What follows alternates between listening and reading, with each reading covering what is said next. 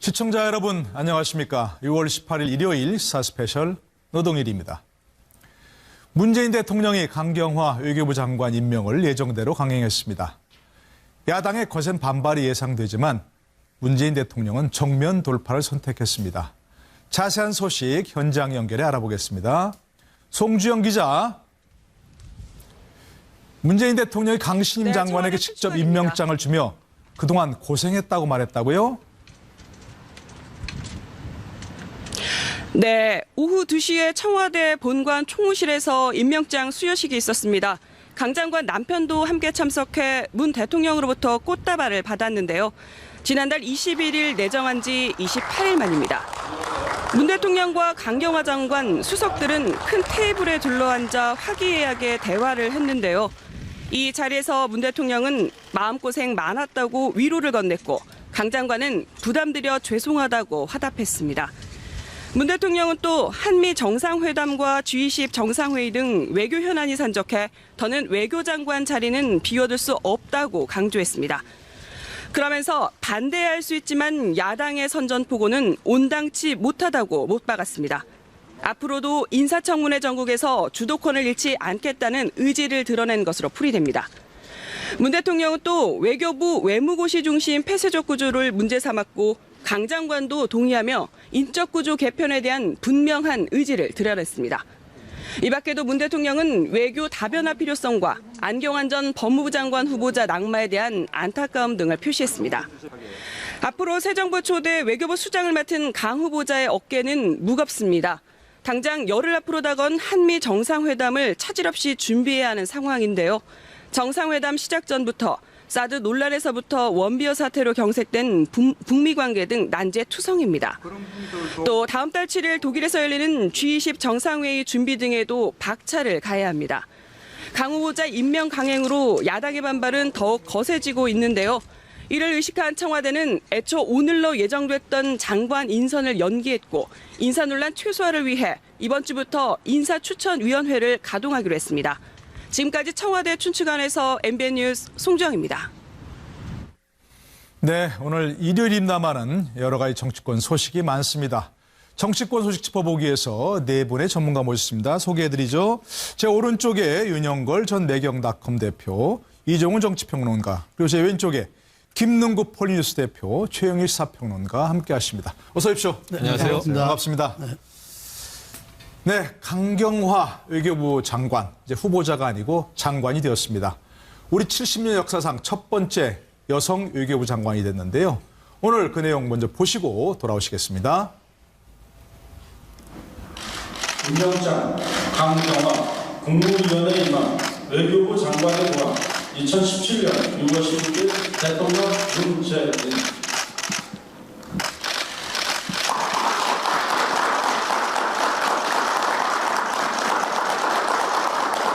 마음고생 많으셨죠? 네, 제가 구속해서 많은 부담을 드려서 너무 죄송합니다.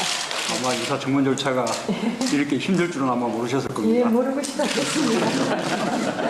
국회에서 인사청문 경과 보고서가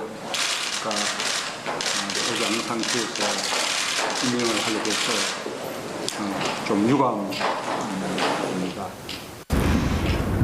그런데 지금 우리 상황이 한미 정상회담이 코앞에 닥쳐왔고 또 바로 이어서 G20 또 회의가 있는데 G20 회의 전으로도 또 여러 정상들과 회담이 쭉 연쇄적으로 하게 되기 때문에 외교부 장관 자리를 더 이렇게 비워둘 수가 없는 그런 상황입니다. 아마 이런 상황에 대해서는 저는 야당에서도 널리 이해해 줄 것이라고 그렇게 믿습니다. 이제는 정말 능력으로 이제 보여주셔야 됩니다. 네, 외교안보 상황이 또 어느 때보다도 엄중하고 또 복잡하고 어려운 외교 현안들이 많이 쌓여 있는데 그 중책을 저한테 맡기시는 그 신임 너무 감사하고 영광입니다. 네, 말씀하신 대로 보신 대로 야당의 반대가 극심했습니다. 지금도 반대하고 있고요.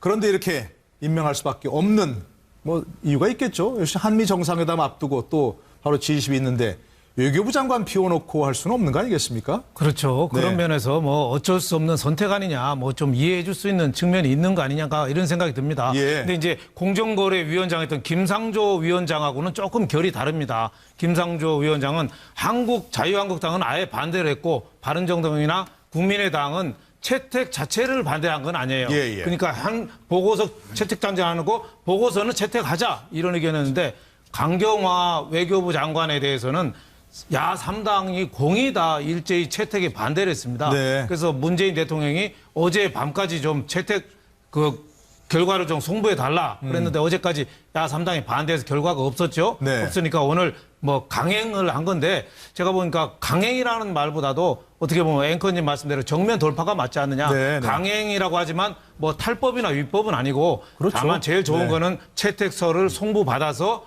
임명하는 게 제일 좋은데 그쪽에서 안 오니 이건 탈법이나 위법은 아니거든요. 네. 대통령이 그 채택서 관계없이 임명을 할 수 있으니까 어떻게 보면 정면 돌파다 뭐 이런 생각이 드는데 다만 예. 하나 문제가 되는 거는 야당에서 협치의 기준을 이 강경화 외교부 장관의 선임에 임명에 두었는데 그거를 이제 정면으로 어긋나는 결과가 나오기 때문에 네. 야당에서 앞으로 뭐 청문회 보이콧이라든지 추경 예산 거부라든지 여러 가지 이제 행동에 나올 가능성이 있어서 예. 좀 귀추가 좀 주목됩니다. 네. 예, 문재인 대통령이 참 이런 상황을 좀 야당이 이해했었으면 좋겠다 이렇게 얘기를 했습니다.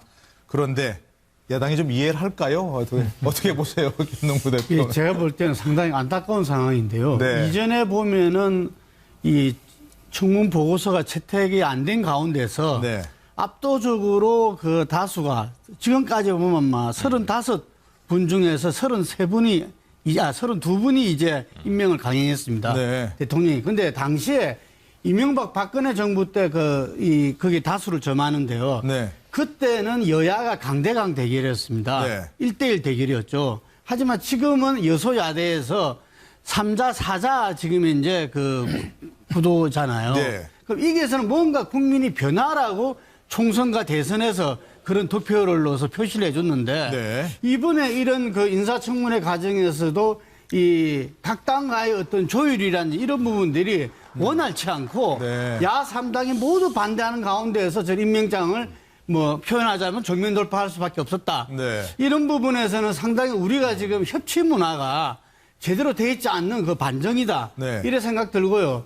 이번에 이 계기를 통해서 정말 이번에 그 국회에서 또 문재인 정부가 협치가 왜 필수인지를 갖다가 느끼게끔 이 새로운 변화가 오지 않으면 안 된다. 예, 예. 제가 볼 때는 그게 제일 중요한 게 캐스팅 보트 국민의당이나 제1야당 자유한국당이 아니라 여당인 더불어민주당이 제일 중요하다 봅니다. 예. 더불어민주당이 여당으로서 청와대와 어떤 대등한 관계에서 협치 주역으로 나서야지 네. 그냥 청와대의 어떤 부속된 걸로 하고 야와 청와대가 정면으로 그냥 붙는다면은 네. 여소야대 전국에서 협치가 도저히 이루어질 수 없다. 이걸 이번 계기로서 모두 보여줬다 봅니다. 예, 예. 자, 그런데 지금 야당의 선택도 좀 주목이 되고 있습니다.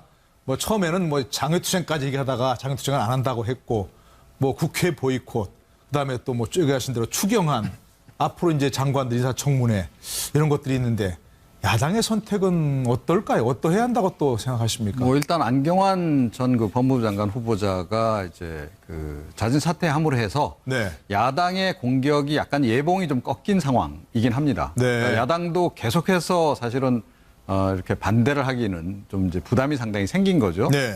저는 그 안경환 전 후보자가 중간에 이렇게 자진 사퇴함으로 해서 사실은 강경화 지금 장관 같은 경우도 상당히 반사적인 이익을 본 경우라고 저는 생각을 하는데요. 네. 그런데 총체적으로 결과적으로 보게 되면 강경화 장관 한 사람 구하려고 지금 청와대가 너무 많은 거를 지금 결과적으로 희생하게 되는 게 아닌가 이런 네. 생각을 좀 하게 돼요. 그러니까 일단은 그래도 어찌됐건 강경화 장관 같은 경우에는 야 3당 특히 국민의당조차도 반대를 했다는 예. 점을 우리가 눈여겨봐야 되거든요.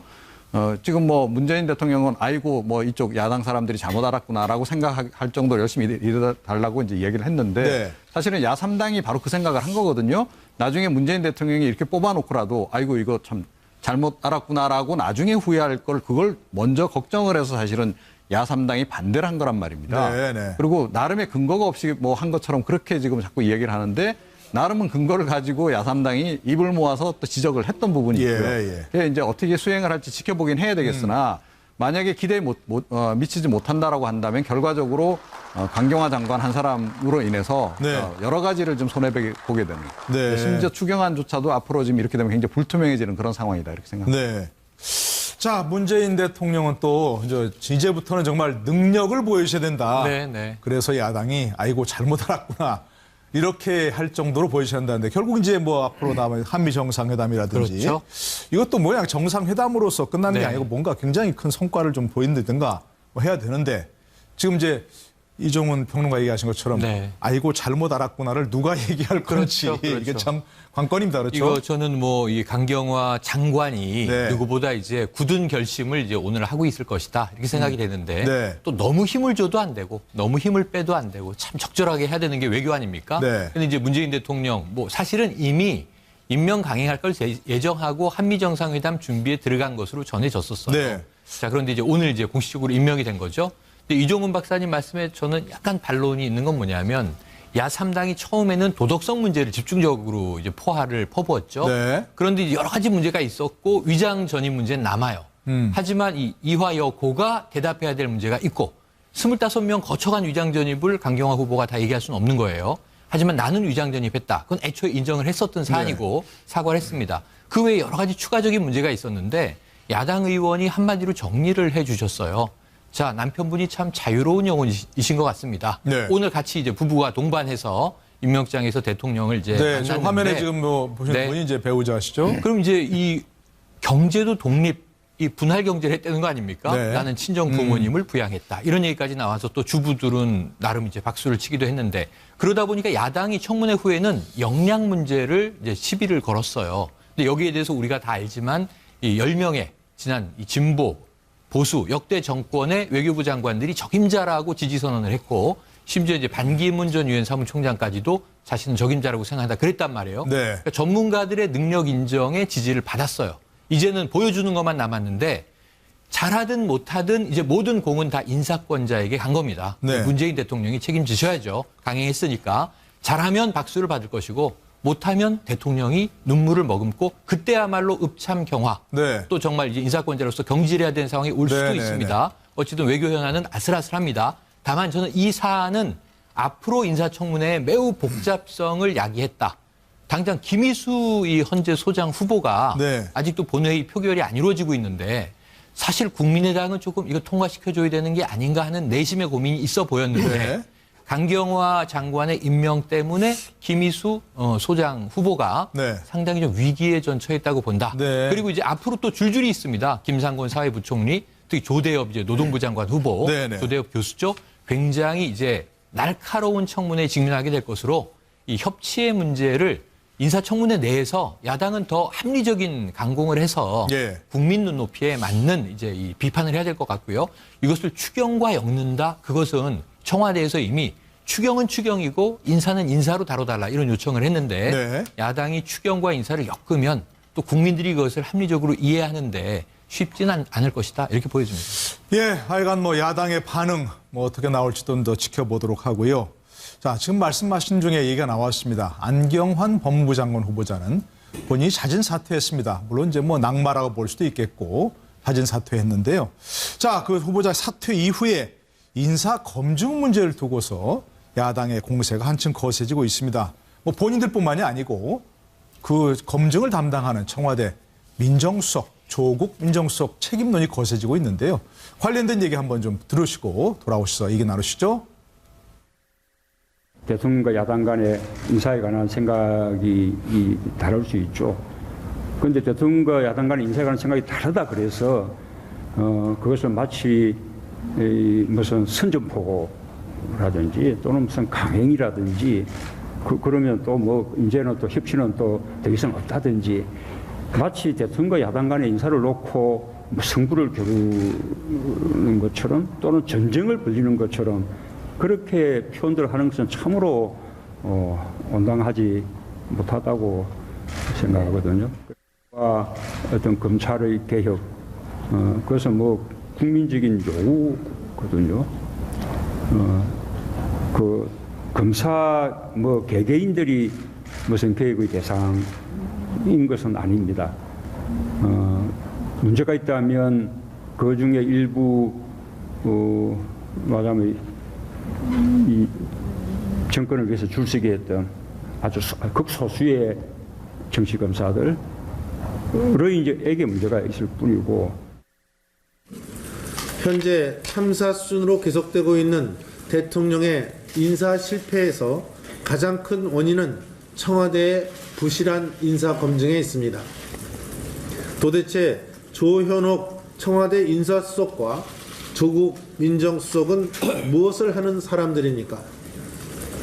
저는 국회 운영위원장으로서 빠른 시일 내에 이 두 사람을 국회로 출석시켜서 왜 이런 인사 참사가 빚어지고 청와대의 인사 검증 시스템이 작동하기나 하는지를 따져보겠습니다. 조국 민정수석 그리고 조현옥 인사수석은 현 정부의 초기 인사를 제대로 검증하지 못한 것, 이런 인사 검증의 총체적 부실 책임을 지고 사퇴해야 합니다. 이와 관련해서는 국회 운영위에서 책임을 따질 것입니다. 이번 사태로 인해 청와대 인사 검증 시스템뿐만 아니라 코드 인사의 문제점이 확연히 드러났습니다. 야당이 청문회 자료를 통해 인지할 수 있었던 안 후보자의 문제점을 조국 민정수석이 몰랐다고 보기는 어렵습니다. 이러한 문제점을 알고도 무시하거나 가볍게 넘긴 것은 지지율만을 내세우며 코드만 따지던 인사가 국민의 지지를 얻을 것이라는 오만과 착각에 기인한 것입니다. 자, 화면 보였습니다마는 인사 문제에 대해서 대통령과 야당의 시각이 얼마나 다른지를 알 수가 있습니다.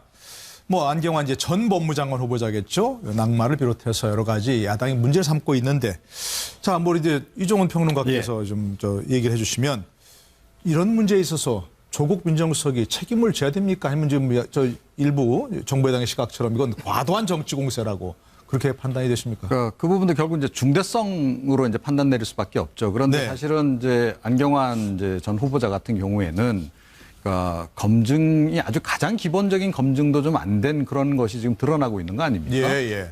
법률 기록조차도 제대로 확인을 안 했다라는 얘기나 다름없기 때문에 네. 사실은 이 정도 되면 보통은 이제 통상적인 경우는 민정수석이 사표를 내는 게 맞습니다. 그런데 뭐 내부적으로 지금 어떻게 진행되고 있는지는 모르겠어요. 그런데 오늘 이 부분과 관련해서 문재인 대통령이 이제 강경화 이제 장관 임명장을 주는 자리에서 약간 언급을 했더라고요. 네. 그러니까 약간 좀 그 미숙한 점이 있었다는 점을 다시 한번 자인을 했어요.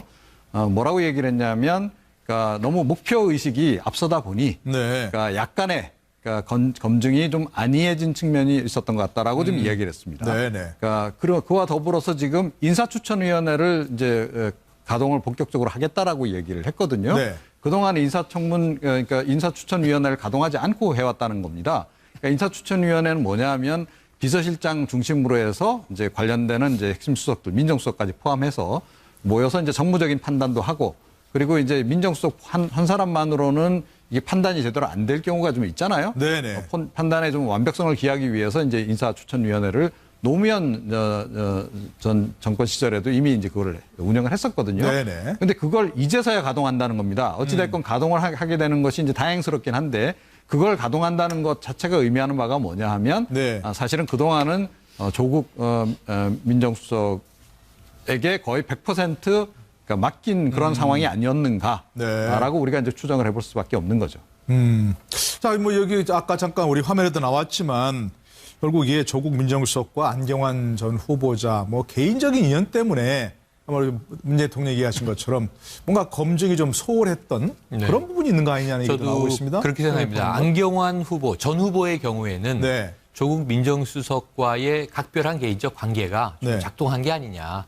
그리고 또 한 가지 워낙 친하다 보면 이게 객관적이 되기가 어렵잖아요. 그래서 예를 들면 40년이 지났는데 청년 시절에 결혼 무효 판결이 있었다. 네. 그것을 뭐 법무부 장관이 돼서는 안 될 지대한 범죄로 보는 데는 지금 시각에서도 갑론을박이 있어요. 네. 전 인사청문회가 열렸다 하더라도 그것이 과연 법무부 장관 결격 사유이 아니냐. 이것은 뭐 여야 간에 또 국민 일반 간에 치열한 논쟁이 있을 거라고 보여져요. 그런데 이제 문제는 뭐냐면 원천적인 문제는 문재인 대통령이 이미 대선 후보 시절에 5대 비리를 정하고 5대 비리 해당자는 원천 배제한다. 이것 때문에 야당은 계속 공격에 빌미를 가지고 있는 거예요. 그러니까 이것에 대한 이제 구체적인 수정이 있어야 돼요. 그래서 수정 지시를 했습니다. 수정이란 말을 쓰진 않았어요. 대통령은. 이 원칙은 지켜나가겠다. 후퇴한 것이 아니다. 오히려 천명을 했고 대신에 구체적인 기준을 마련할 필요는 있겠다. 그래서 한 번 나온 게 2005년 7월 지금의 인사청문 제도가 장관회의까지 적용된 시점 이후부터 따지자 이런 얘기를 했잖아요. 위장 전입 같은 경우에. 그러니까 그런 기준이 정해지면 여야가 기준에 합의한다면 더 이상 시끄럽지 않아도 될 부분이 존재하고요. 그럼 42년 전 잘못했다. 본인이 잘못했다고 인정한다. 이걸로 꼭 결격을 해야 되겠느냐 하는 거는 좀 달라질 수가 있는데 전 안경환 후보의 가장 심각한 문제는 최근 아들 문제라고 봅니다. 이것은 과거 문제가 이미죠. 이제 사퇴하신 분이니까. 어쨌든 현재 문제니까. 굳이 그래서 이 인사청문회에서 더 아주 첨예할 문제는 이 현재의 문제예요. 그런데 어쨌든 말씀하신 대로 지금 원천 무효가 돼버린 상황인데 그렇다면 앞으로 이제 법무부 장관 후보에 대한 기준은 몇 가지 있을 거예요. 비검찰 출신 학계에 있는 분이건 혹은 뭐 다른 법 쪽에 외곽에 있는 분이건 간에 검사 출신은 아니다라고 하는 원칙 하나는 준용을 할 것 같고 그 외에 당연히 이제 진보 개혁 성향이 있을 것이다. 이건 추정 가능한데 그럼 어떤 새로운 인물이 하마평에 있었던 인물들이 또 있죠. 그래서 아마 고를 텐데 이번에 조국 민정수석의 역할은 다소 좀 위축되지 않겠느냐 하는 예측은 해봅니다. 제가 볼 때는 민정수석에 대한 책임론은 이 한층 거세질 것이라고 예상을 합니다. 왜냐하면은 지금 그 강경화 지금 외교부 장관 임명을 가지고서 야3당이 결사 반대를 했지 않습니까? 이걸 하면 협치가 깨진다. 나는까지 이 여당 원내대표를 불러가지고 청와대 전달해달라. 이렇게까지 했는데 결국은 임명 강행, 정면 돌파를 했다는 이야기죠. 그랬을 때 야당이 할 수 있는 게 처음 생각해 볼 수 있는 게 일단 국회 일정 보이콧입니다. 그러니까요. 그런데 지금 이걸 하기가 상당히 어려워요. 각 당마다 처지가 조금씩 다르지만 크게는 새 정부 출범 초기에 이 국회를 갖다 보이콧한다는 것은 오히려 국민들로부터 비난을 받을 가능성이 농후하다. 역풍이 불 수가 있겠죠. 그래서 굉장히 조심스러울 수밖에 없습니다. 그렇기 때문에 그러면은 그렇다고 가만히 있을 수도 없는 거고 그래서 운영위원장을 갖다가 야당이 쥐고 있으니까 민정수석과 인사수석 즉 이번에 인사 검증팀을 갖다가 책임 추궁을 하는 것이 그것이 지금 야당이 할 수 있는 가장 현실적이지 않느냐. 그래서 아마 조국 민정수석한테는 사퇴 요구까지 나가린다 이래 봅니다. 자 어쨌든 뭐 노무현 정부에도 그렇고 현 정부에도 그렇고 뭔가 항상 시스템적인 그런 운영이 필요하다 얘기 많이 나왔었습니다. 근데 아까 이종호 평론 잠깐 얘기하셨지만 인사추천위원회가 진작 가동됐어야지 않느냐 하는 생각이 드는데 이제부터 가동하겠다. 뭐 늦었지만 다행이라고 할 수 있는데 진작 이렇게 뭐 어떤 체계적인 그런 시스템이 가동이 됐어야지 않을까요? 그렇죠. 진작에 시스템이 가동돼서 사람에 의한 것보다도 시스템에 의해서 좀 했어야 되는데 제가 보기에는 이 안경환 법무부 장관 검증 소홀도 국회에 넘긴 서류에는 비밀 결혼 얘기가 있었는데 그거를 안 물어봤다잖아요. 그러니까 검증을 처삼촌 벌초하듯이 한 거예요. 대충. 그 이유가 뭐겠어요? 대통령이 딱딱 찍으니까 거기에 대해서 이의제기가 없었던 거죠. 지금 문제된 게 대통령이 한 사람 한 사람 선임한 거를 우리가 어떻게 검증하느냐 이런 어떻게 보면은 심리가 컸던 거거든요. 그래서 어떻게 보면은 2005년에 그 노무현 대통령 때는 이기준 부총리가 낙마하니까 그때 인사수석하고 정무수석이 그만뒀습니다. 그때 이기준 부총리 되니까 정찬용 인사수석하고 곽정규 민정수석이 사표 내고 그만뒀거든요. 어떻게 보면 조국 민정수석도 이거 사표를 내야 될 정도로 심각한 사안입니다. 다만 이제 인수위도 없었고 인사 시스템도 아직 안 됐고 또 그거를 관리하는 사람들이 전임 정권한테 충분히 자료를 안 받아서 우리가 조금 그런 면에서는 한 번 정도 경고 사인에 좀 그치고 요 다음에 또 반복된다면은 반드시 이거는 조국 수석도 반드시 그만둬야 되는 사안이 아니냐. 인사 그 시스템을 갖고 좀 해야 된다. 그리고 저는 이번에 협치가 참 어렵구나 이런 게 느낀 게 협치는 말로 하는 협치는 얼마나 쉬워요? 말 두 마디만 하는데 협치. 근데 그게 실행하기가 얼마나 어렵냐. 대통령도 그 얘기했잖아요. 검증의 최종 판단은 국민의 몫이다. 이 얘기가 맞으면서도 굉장히 위험한 얘기입니다.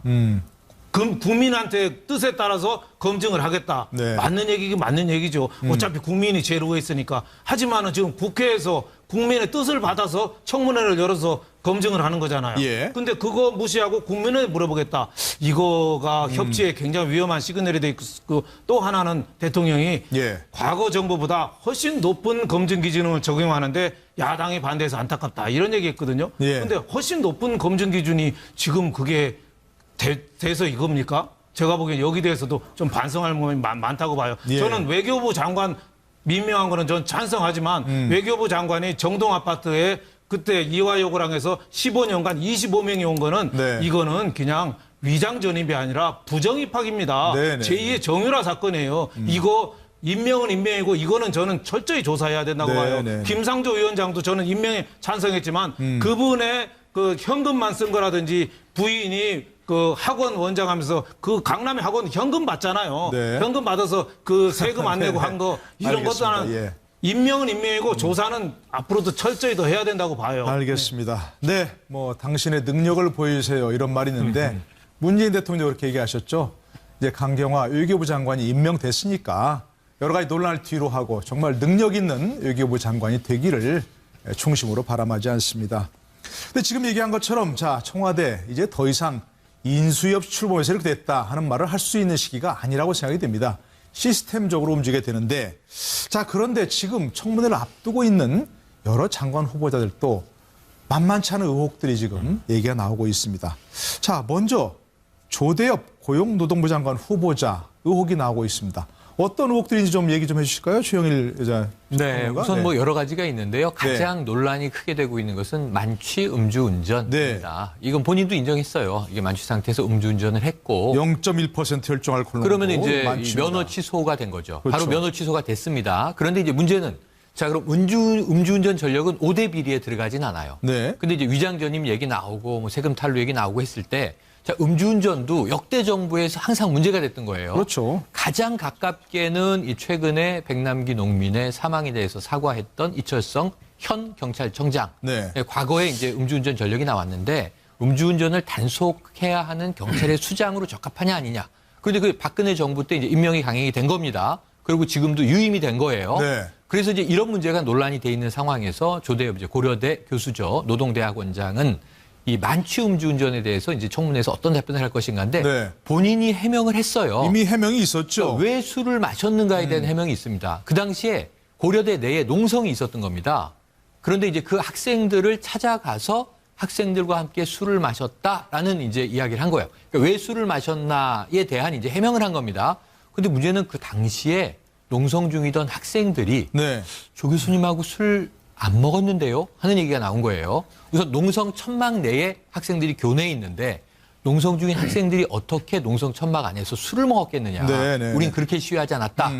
학교 주변으로 그럼 나가서 뭐 고대 주변에 막걸리집 많습니다. 거기서 마시지 않았겠느냐. 학교 주변으로 나가서도 조 교수님과 술을 마신 바는 없다. 그러다 보니까 네, 네. 해명 때문에 더 커져요. 항상 이게 네. 하나의 발단이 있지만 거짓말 의혹이 이를 더 키우거든요. 그래서 이런 대목들에 대해서 좀 명확한 해명이 네. 청문회에서 필요한 대목. 아니 출교생을 위로하다가 먹었다고 해도 그게 음주운전에 무슨 뭐 인과관계가 합리성을 좋은 동기로 했다 그 말이 안 되는 거 아닙니까 사실은? 둘 사이의 인과관계가 저런 식으로 연결이 돼서는 곤란한 거 그러니까 아닙니까? 말이에요. 그래서 음주운전했다 그러면 그게 뭐 좋은 음주운전이냐 그렇게 할 수 그렇죠. 없는 거 아닙니까? 그럼 다른 때는 그 음주운전 절대 안 했냐는 거죠. 그러니까요. 예, 제가 보기에는 네. 음주운전은 보통 이게 습관성이기 때문에 다른 경우에도 뭐 숱하게 많았을 텐데 네. 딱 그 경우를 이야기를 해서 학생들이 지금 더 분노하는 거 아닙니까? 네, 네, 네. 결국 이거 자기 음주운전 해명하는 과정에서도 학생들을 지금 활용하고 있다. 네. 결국 학생들을 이용하는 거 아니냐라고 지금 안 그래도 지금 좀 학생회 쪽에서 좀 문제 제기를 많이 하고 있는 상황 아니겠어요? 네. 이제 그 막말 파동과 관련해서 그런데 지금 학생들을 더욱더 분노케 하는 이제 이런 그 상황인데. 그러니까요. 그러니까 이분이 보니까 굉장히 열정이 많으신 분 같아요. 예, 그래서 뭐 그 학생들 우리 좀 화면 보지 않았습니까? 그 학생님들이라고 네네. 이제 표현하는 그 장면도 우리가 본 바가 소리 지르는 있는데, 그런 장면 있죠. 예, 예. 근데 열정이 조금 과도하신 거 아닌가 싶고 사실은 그래서 고대 지금 학생회에서도 걱정하는 부분이 뭐냐면 앞으로 제일 중요한 게 지금 노사정 협의회 아니겠습니까? 네. 예, 노사정 대타협해야 될 게 지금 굉장히 사안이 많잖아요. 뭐 기본임금부터 시작해서 뭐 비정규직, 정규직부터 시작해서 굉장히 여러 사안들이 있는데 과연 그거를 이렇게 이 교육 지금 고용노동부 장관이 사실은 그런 것들을 잘 융화를 시키고 타협이 네. 안 되는 걸 타협을 시켜 나가고 이래야 될 그 위치에 있는 분이 먼저 흥분해버리면 곤란하잖아요. 그러니까 학생들은 오히려 그 부분을 좀 더 문제를 삼는 네, 그런 네. 그 상황이죠. 뭐 그런 것도 있고 또 뭐 겸직 금지 의무를 위반했다는 것도 있고 또 노동부 장관 후보인데 뭐 임금 체불 논란까지 나오고 있어요. 그런 것들이. 예, 저는 그 이전에 우리가 그 안경훈 법무부 장관이 어떤 그 혼인 신고에 때 그 부정한 네. 그런 그 도장을 사용했다는 거, 그게 네. 범법성이 법무부 장관 곤란하다 이래 된 거잖아요. 네네. 그런데 지금 조대엽 고용노동부 장관 후보자에 대해서는 이 고려대 노동 이 대학 원장이다. 네네. 이러니까 뭔가 노동에 대한 좀 전문가구나. 국민들은 그렇게 생각을 했어요. 네. 알고 보니까 그 노동대학 원장이 몇 개 과가 이렇게 돌아가면서 맞는 자리인데 네. 저분은 사회학과 출신이고 네, 사회학과 교수죠. 그게 중요한 게 아니라 노동에 관련 논문은 하나도 없다는 거죠. 네. 그러니까 노동 문제에 대해서 전문성을 가지고서 학문적으로 연구를 했다든지 뭐 이런 부분들이 전무하다는 겁니다. 네, 네. 그래서 아니 그게 좀 당혹스러울 수밖에 없죠. 근데 왜 그 추천을 했을까요, 그러면? 거기다가 금방 말씀하신 대로 노동부 장관이 될 분이 자기가 발기인으로 참여한 그 회사가 네. 3천만 원 이 가량의 어떤 임금 체납 문제에 지금 걸려 있다는 이야기죠. 네, 네. 자기는 그건 몰랐다. 뭐 이렇게 이야기를 하고 있지만 어쨌든 그런 부분들이 상당히 좀 이렇게 곤혹스럽게 한다. 네. 우리가 그 도덕성 문제도 도덕성 문제지만 어떤 해당 장관이 업무 접합성에 있어 가지고 연관되는 부분은 네. 엄밀하게 검증돼야 되는 거거든요. 그렇죠, 또 사실은. 그런 문제에서 이번에 또다시 이거는 인사 검증에서 문제 제기를 아니할 수 없다 이래 봅니다. 네네네. 결국 이제 뭐 문제가 되는 건 도덕성과 함께 전문성이 문제인데 도덕성은 지금 이 것처럼 뭐 문제가 있고 전문성도 더 없다면 이건 왜 추천했는지 이해가 할 수 없는 부분 아니겠습니까? 그렇죠. 네. 그런 면에서 전문성이 특히 고용 노동이 앞으로 네. 그 노동 개혁, 재벌 개혁 하려면 노동 개혁하고 같이 붙어가야 되는 거 아니에요? 아, 일자리 문제가 최저임금 대통령이 가장 임금이나 중요하게 생각하는 모든 문제예요. 일자리 문제도 그렇죠. 다 고용 노동 관계인데 네. 그러면 전문성이 좀 필요할 텐데 그런 면에서 상당히 좀 아쉬운 대목이 있는 거지요. 네. 그리고 또 하나는 이제 누구나 사람이 살 때 실수는 있어요. 근데 실수를 인정하는 거하고 실수를 자꾸 거짓말로 덮는 거하고는 다른 거죠. 네, 그러니까 네. 술 음주한 이유, 뭐 고대에서 뭐 그 학생들하고 이유 이런 거에도 좀 더 진솔한 자세를 보였으면은 네. 아 그래도 좀 하자는 있지만 강경화 장관이 청문회에서 약간 업무에 대해서는 조금 미숙한 모습을 보였잖아요. 그렇지만 저 진솔한 모습을 또 보였기 때문에 네. 또 사람들이 좀 좋아하는 측면이 있거든요. 그런 면에서 조대엽 고용노동부 장관은 이달 28일 날 수표 수요일이거든요. 네네. 그때 또 조대엽, 수표 수요일입니까? 예, 김상곤 후보자도. 김상곤 또 부총리 후보 또 송영무 국방부 장관 네. 후보 세 분이 만만치 않을 것 같은데 예. 누가 1순위로 낙마할지가 지금 시중에 많이 회자가 되고 있습니다. 예, 모쪼록 뭐 낙말 안 했으면 좋겠습니다만 또 김상곤 교육부 장관 후보자도 이게 만만치 않은 얘기가 좀 나오고 있어요. 논문 표절 얘기가. 논문 표절 얘기입니다. 이 네. 논문 표절 얘기는 이번에 새로 튀어나온 건 아니에요. 네. 왜냐하면 이제 경기 교육감을 지내셨기 때문에 이제 선거전도 치르셨었고 네. 이전에 선거전 때 나왔던 이야기인데 김상곤 교육감은 뭐 진보계에서는 가장 좌장격에 속하는 그 대표적인 인물이신데 이제 서울대에서 경영학으로 학사, 석사, 박사를 다 하신 거예요. 네. 그런데 이제 이 두 가지가 걸려 있어요. 석사 논문도 표절 아니냐, 박사 논문들도 표절 아니냐. 네, 그런데 이제 네, 네. 서울대에서 일전에 해명을 낼 때는 자, 자, 석사 학위는 이 논문 표절 이 검증의 대상이 되지 아니한다. 이렇게 해서 이것도 올바르지 않다. 왜 석사 논문은 그러면은 좀 미숙할 수는 있으나 박사 네. 논문에 비해서 검증 대상이 안 된다는 것은 면피성 아니냐 이런 이제 비난들이 한번 있기도 했고 네. 상당히 이건 좀 약간 묵은 문제이긴 한데 이 여기에 대해서는 최근에는 추세가 있어요. 네, 네. 이런 이야기를 많이 하죠. 네. 지금의 기준에는 좀 부적절한 대목이 많지만 그 당시에 이제 관행적인 부분이었는데 네. 문제는 취소될 수준까지는 이르지 않았다. 아니다. 그래서 이 학위가 박탈되진 않았으니 네네. 죄송하게 생각한다 하고 이제 넘어가는 게 일반적이에요. 그래서 이 김상훈 후보가 어느 정도 수준의 해명을 할 것이고 청문위원들이 네. 어느 정도 수준의 이제 공세를 펼 것인가인데 문제는 사실은 이거는 이제 지금 뭐 우리가 일반 특수대학원이 아니고 정규대학원이지 않습니까? 그렇죠. 석사, 박사 학위 논문 아니겠습니까? 그래서 저는 무엇보다 학계에서 표절 여부에 대한 좀 명확한 입장들을 많이 내주셨으면 좋겠어요. 네. 아까 말씀하셨을 때 조대엽 장관 후보 같은 경우에는요. 우리나라에 노동학과라는 게 없잖아요. 들어보신 네. 적이 없잖아요. 예를 들면 사회학자가 노동사회학자들을 하는 경우가 많아요. 있습니다. 예, 네네. 그건. 그래서 네. 노동사회학 전문가들이 꽤 있어서 이 조대엽 교수의 논문들을 보시면 노사 관계에 대해서 좀 유럽식 모델로 가야 한다든가 네. 이런 이제 이 어떤 제안들은 많아요. 다만 관료적인 출신처럼 노사 관계 법규 전문가는 아닐 수 있어요. 그래서 그런 부분을 전 청문회에서 좀 전문성을 중심으로 치밀하게 공방이 이루어지기를 기대를 해요. 예. 이제 이런 부분들 그렇게 외에는 뭐 봐야죠. 네네. 네네. 그런데 김상곤 교육부총리 후보 같은 경우도 네. 아까 제가 말씀드린 해당 직무 적합성 이 부분에 이제 교육부 장관이면은 논문 표절은 바로 직접적으로 연결되는 부분이거든요. 그 다른 장관도 아니고. 그리고 그렇죠? 본인이 그 이야기를 2006년도 시절에 그 김병준 교육부총리가 그 당시에는 그 임명이 됐습니다. 임명이 된 상태에서도 교수노조 위원장으로서 네네. 교육부 장관이 이 논문 표절을 가지고서 그 자리에서 유지할 수는 없다. 네. 이런 성명을 내가지고 그만뒀거든요. 그렇기 때문에 그 부분에 대해서는 이 본인의 그 일관성을 위해서라도 이 논문 표절이 서울대도 사실상 인정한 거잖아요. 네네. 이 거기에 대해서는 본인이 책임 있는 결단이 필요하지 않나 봅니다. 예, 예. 그러니까 요즘 예. 뭐 뻑하면 등장하는 게 그땐 그랬지인데요. 그러니까 그 당시에 그러니까 이 김상곤 후보자가 석사를 받을 당시에 그러니까 석사학위는 사실은 이 그런 각주라든가 이런 거를 좀 부실하게 다는 경우가 굉장히 많았는데요. 네네. 저 때도 박사학위 논문은 그런 식으로 한 경우 거의 없습니다. 예, 그러니까 박사학위 논문이라고 한다면 그래도 역시 각주 다는 거는 철저하게 기본으로 하는 그런 거였다는 예, 거죠. 예. 그래서 거기에서 사실은 좀 양해를 받기도 굉장히 좀 어려운 사안이다. 네, 저는 네. 그렇게 생각합니다. 그래서 이건 뭐 옛날엔 다 이랬어 이런 식으로 뭐 대충 넘어가려고 하는 이런 거 이런 경우는 절대 안 된다라고. 네, 생각합니다. 어쨌든 뭐 청문회에서 철저히 검증해야 되는데 지금 말씀하신 대로 그때는 맞고 지금은 틀렸다 이렇게 할 수는 없는 문제라 그런 말씀이죠. 그러니까 어디 영화 김병준 야, 근데 또 네. 문제가 지금 말씀하신 바로 자 이제 예전에 쏜 화살이 돌아오는 곡입니다. 그렇죠. 김병준 전 교육부총리 이분이 좀 강하게 얘기했죠. 자기 잘못은 로맨스라고 안 된다. 청문회까지 나가겠다 얘기하고 있습니다. 네, 그분은 속이 부글부글 끓어서 아마 속이 터질 지경일 거예요. 네. 불과 11년 전에 자기는 김병준 전 부총리는 그 학문적인 성과는 많은 분이에요. 공부도 네네. 많이 하고 했는데 표절 시비 때문에 그만두라고까지 얘기를 했던 분이 바로 김상곤 지금 부총리 내정자니까. 네네. 근데 김상곤 부총리는 사실 30여 년간 대학하고 연구소 있으면서 논문 딱 3개 썼잖아요. 하나는 석사 논문, 네. 하나는 박사 논문, 하나는 기타 플러스 하나, 플러스 알파 하나. 딱 3개. 논문 숫자가 물론 중요한 건 아닙니다만은 네네. 근데 석사, 박사 논문을 표절을 해도 아주 많이 한 거로 이렇게 나타나니까 네. 김병준 전 부총리가 볼 때는 피가 거꾸로 솟는 거죠. 그래서 예. 이거 그런 말 있잖아요. 누구든지 내가 대접을 받고 싶은 대로 남을 대접하라. 그렇죠. 뭐 황금률이라는 거 있는 것처럼 어떻게 보면은 자기 김상곤 부총리 후보자가 이런 면에서는 상당히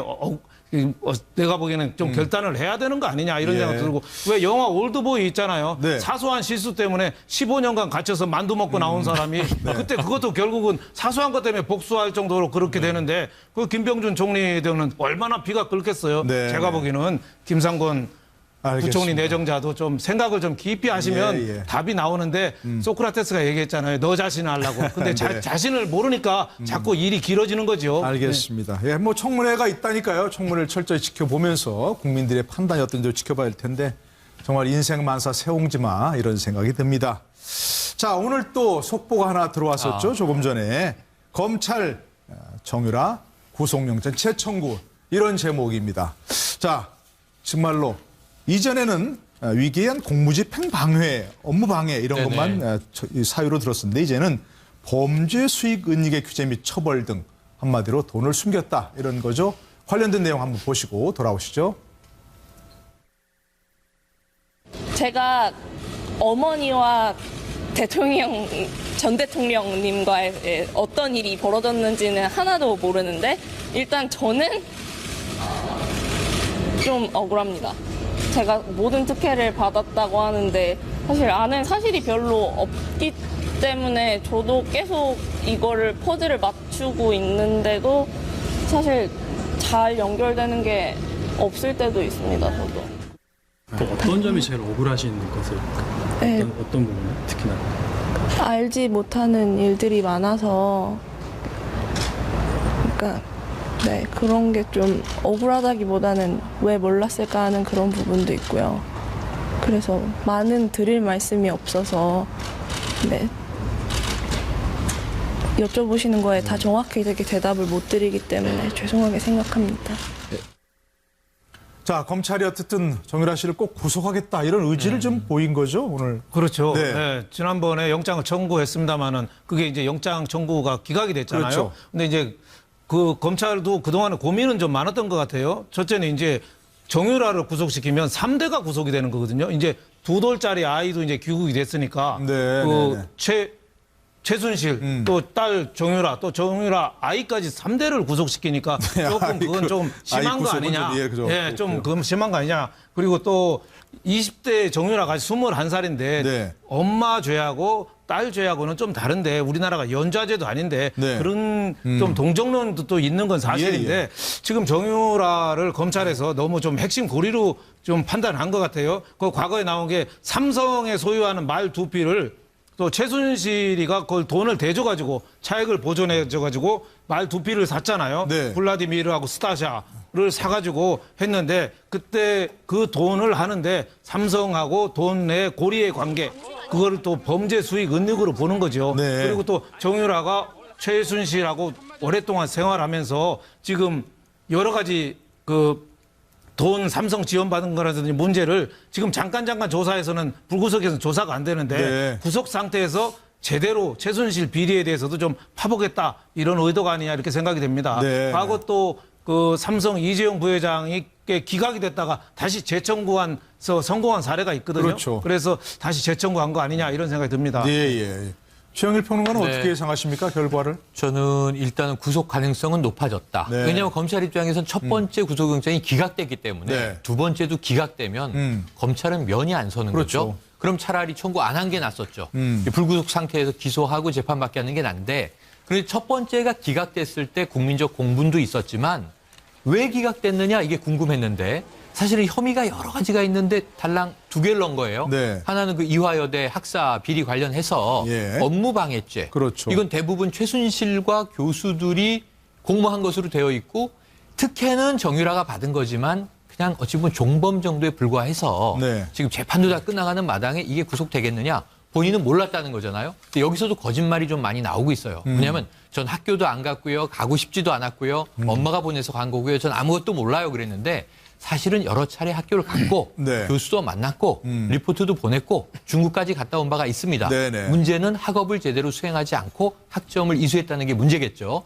두 번째 아까 말씀하신 이 위계에 의한 공무집행 방해는 별로 해당이 없습니다. 청담 고때 문제이기 때문에 네. 미성년자였을 때라. 근데 외국형관리법에 의한 외국에 도주하면서 네. 돈 쓴 부분들, 뭐 호텔 등 건물 자신의 이름으로 산 거 이것도 다 엄마가 했다고 주장하기에는 이건 좀 성인 상태인데 네. 완전히 몰랐다고 할 수 있겠는가? 왜 안 걸었지? 그랬는데 이것은 네. 덴마크 검찰이 협조가 필요한 사안이에요. 네. 그러다 보니까 시간과 이 절차가 번잡해요. 네. 근데 여기 이제 범죄 이 수익을 은닉했다. 네. 이것도 왜 안 넣는지를 다 국민들이 궁금했었어요. 네, 네. 그런데 이번에 귀국하면서 같이 온 참고인들이 더 중요한 것 같습니다. 네. 마필관리사 급여 받았을 거 아닙니까? 보모도 지금 여러 달째 함께 수행을 하고 있는데 생활하고 있고 네. 또 이제 이 덴마크 구치소에 있을 때 아이를 전적으로 봤잖아요. 어찌 보면 유모의 역할을 하는데 네. 자 급여라든가 생활비는 어떻게 썼을 것인가 아이에 들어가는 비용 등 이런 걸 이제 추가적으로 참고인으로 소환해서 조사를 했죠. 예. 그래서 오늘 구속영장을 청구하면서 검찰이 새로운 추가 사실이 많다 이렇게 이야기하고 있기 때문에 예. 좀 구속 가능성은 높다고 보는데 어느 정도 범죄 혐의가 구체적인 것인가 이것은 한번 이 법원의 최종 네. 결과를 봐야 될 것 같습니다. 예, 뭐 어쨌건 저희가 이제 구속영장 실질 심사가 있으니까 그걸 지켜보고 결과를 지켜봐야 할 텐데, 예, 이종훈 평론가께서. 예, 그럼에도 불구하고 정유라 씨로부터 유의미한 그런 그 자백을 충분히 받아낸 것 같지는 않습니다. 네. 그러니까 정유라 씨가 사실은 검찰 수사 과정에서 어쩌면 이런저런 그 성격상 워낙 이제 좀 어디로 튈지 모르는 공이니까 술술 털어놓을 수도 있다. 의외의 발언을 폭탄 발언을 할 수도 있다 그랬는데 일단 그건 없었던 것 같고 네네. 또 반면에 이제 철저히 묵비권을 행사할 거다라고 하는 관측도 있었는데 그것도 아니었던 것 같고 네. 적당한 수준에서만 이 얘기를 한 것 같아요. 뭐 그냥 모른다 이렇게 다 한 거겠죠. 그런데 그러니까. 기본적으로 이제 네. 말을 이제 바꿔치기 한 것, 그러니까 비타나에서 뭐 블라지미르를 받고 이런 과정에 대해서 조금 이야기를 한 것 같고, 네. 그다음에 뭐 코레 스포츠에서 본인이 월급 받은 거 이런 거는 좀 인정을 했다 그러거든요. 네. 그러니까 부분적으로 아주 요만큼, 그러니까 전체 혐의가 이렇다면 요 정도에 대해서는 약간 언급을 하는 정도였고. 그걸 근거로 일단은 지금 이제 영장을 재청구하는 그런 상황인데 예. 좀 아쉬움은 그래도 좀 많이 남네요. 왜냐하면 사실은 이제 외국환 위반, 관리법 위반 부분이라든가 또 해외 재산 도피 부분이라든가 이런 부분이 네. 조금 더 전모가 밝혀지길 기대했는데 이번에 그 수준까지는 좀 못 가는 것 같습니다. 네, 네, 네. 그러니까 뭐 검찰이 뭐 새롭고 의미 있는 자료를 발견했다고 얘기는 하지만 사실 영장 재청구해서 받아내기도 쉽지 않은 그런 상황인 것 같아요. 만만치 않겠습니다. 그렇죠? 예, 그런 게 지금 그 구속영장을 청구할 때는 우리가 덴마크의 그 체포영장을 갖다가 의뢰했을 때 적시된 혐의 그 내에서 일단 해야 된답니다. 네, 네, 그게 이제 업무방해와 위계 공부 집행방해. 그거로 지난번에 처음에 구속영장 청구를 했고요. 예. 이번에 이제 추가한 게 범죄 수익 은닉 예. 규제법이거든요. 예, 예. 그래서 이 부분이 이제 그 이후에 추가 조사와 보강 수사를 통해 가지고 그 말 관리사라든지 보모라든지 전 남편이라든지 이래 불러서 자금이 어떻게 흘러가느냐, 특히 삼성 말 관련돼서 네. 어떻게 됐는가를 집중적으로 그 수사인 것 같습니다. 그래서 거기에 대한 어떤 객관적인 근거가 나왔기 때문에 이번에 그 불구속 기소가 아니라 구속영장 재청구로 네, 이렇게 결정을 한 것 같고요. 그래서 이 검찰이 그렇게 결정을 해서 할 때는 이 지난번은 보면은 우리가 그 증거 인멸이나 이 도주 우려가 없다. 네, 본인이 재판받으러 들어왔기 때문에 재판부에서는 그렇게 인정을 했다는 이야기가 많습니다. 그렇죠. 하지만 지금은 이 뚜렷하게 그 범죄 수익 은닉에 대해서는 자료들이 나왔기 때문에 네. 이번에는 그 이 구속 가능성이 높지 않나 봅니다. 예. 뭐 일반적으로 뭐 부부라든지 또 부자, 부녀 함께 구속하지는 않는 게 이제 관행이긴 한데 어떤 결과가 나올지 저희가 지켜보도록 하죠. 네, 오늘 또 들어온 소식이 있습니다. 이미 예상되었던 행보이긴 하는데요. 홍준표 전 대선 후보가 자유한국당 당대표 선거 출마를 선언했습니다. 한번 관련 내용 보시고 돌아오시죠. 일부 여론조사 기관에서 당군 일의 최대 지지율이 나온 겁니다. 나는 99% 지지한다는 거 그거 보고 깜짝 놀랐어요. 어떻게 작업을 해도 이렇게 할 수 있느냐. 또 야삼당이 인사청문회에서 반대를 하니 우호적인 여론조사 기관 동원해서 찬성이 더 많다. 이런 식으로 운영하는 정부도 처음 봤어요. 친박 패당 정부에서 주사파 패당 정부로 바뀐 것에 불과합니다. 결국 탄핵도 친박 내부의 권력 투쟁으로 탄핵이 됐습니다. 나라 전체가 친박 비슷한 권력 투쟁에 전행에 친박들이 몰려서 비박들을 핍박을 하고 정권 내내 이명박을 뒷조사하고 그렇게 하다 보니까 이명박 측의 반란이 결국 탄핵으로 정리가 됩니다. 면 합당할 놈이 있으면 나와보라고. 나는 패당을 위해서 하는 정치가 아닙니다. 나라를 정상화시키는 데만 주력하는 것이지. 5년 뒤에 또는 3년 뒤에 이 나라에 무슨 일이 생길지 어떻게 합니까? 그럼 그렇게 이야기하는 그 사람은 왜 여태 매연 확장을 못했을까? 이 당을 망하게 했을까? 입이 100개 있어도 할 말이 없는 사람들이 어딜 감히 뚫어진 입이라고 함부로 그런 이야기를 하고. 네, 오늘은 이제 빨간 넥타이나 빨간 옷을 입지는 않으셨는데 여전히 이렇게 강하게 얘기하시는 것 같아요. 난 당대표 관심 없다 하더니 결국 당대표 출마했습니다. 그러니까요. 그건 뭡니까? 이렇게. 예, 그러니까 남들은 다 출마할 거라 그러는데 본인은 생각이 없다라고 계속 얘기해 왔는데 남들이 맞은 거죠. 결과적으로 보면. 예, 그러니까 뭐 미국에서 사실 일찍 들어올 때부터 예상했던 것보다 좀 일찍 들어올 때부터 이제 예견됐던 이제 그런 상황이고요. 그리고 이제 보니까 굉장히 자신감까지 붙은 것 같습니다. 네. 오늘 지금 조금 전에 한 얘기 다 요약 정리를 한마디로 딱 하면 친밖에 다 죽었어. 저는 그렇게 딱 들리거든요. 그러니까 지난 대선 기간 동안은 어쩔 수 없이 친밖에 하고 동거 아닌 동거를 했는데 이제는 용서치 않겠다라고 이제 경고장을 좀 날린 것 같고 그러니까 당을 자기 중심으로 세우겠다. 그러니까 이른바 이제 친홍계 중심으로 당을 꾸려가겠다라고 하는 의지를 지금 강력하게 피력을 한 상황이다. 이렇게 생각을 합니다. 네. 자, 그런데 출마의 변에서 이건 정상적인 나라가 아니기 때문에 자기가 출마해서 그 뭐 정상적인 나라로 돌려놓겠다는 건가요? 뭐 친박 패당에서 뭐 그대로 인용하면 주사파 패당 정부로 바뀐 것이다.